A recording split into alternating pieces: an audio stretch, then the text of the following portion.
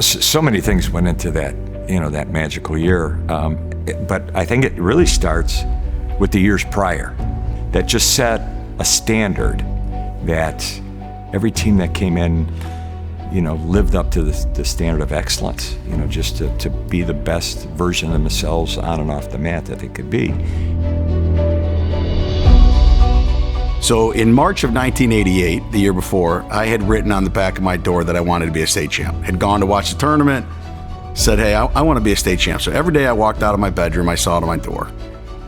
Did I ever know it was going to become real or not? I don't know. I guess at the time it was probably a pipe dream, but I think when you write stuff like that down, it happens. Or at least you're moving towards that goal. And so that's what I'd say really made the team so special. Everything was a competition, right? Guys in that room were every day battling, whether it was, trying to win a run, trying to win a sprint, or just win the day. What was special about them is they held each other accountable.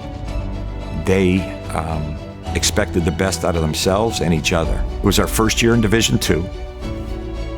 We had no returning place winners. So I think we were off everybody's radar, so to speak. And when we won our league, we raised a few eyebrows, and then, we had a run at sectional, raised a few more eyebrows, and now we're, at district time, and all of a sudden we turn around and we got 6 qualifiers, and we started turning some heads.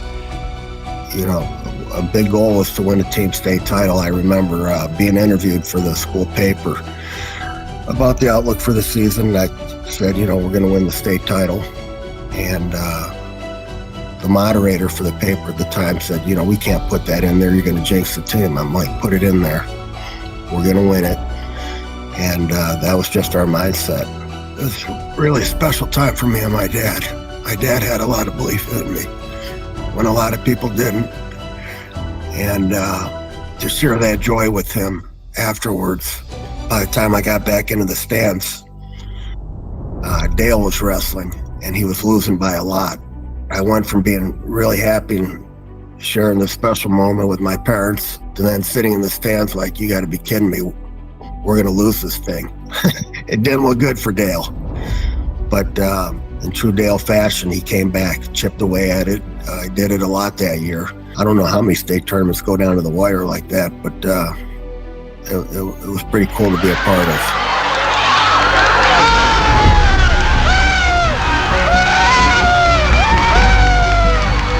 Athletes that come to this school come from all shapes and sizes and all walks of life, right? And if you live by a mantra of never giving up, always getting back up, and constantly focused on trying to win the race, good things happen.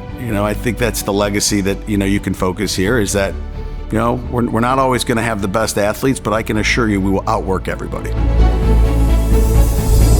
You think, how did we get there? In its entirety, we had a great legacy of alumni and coaches and families.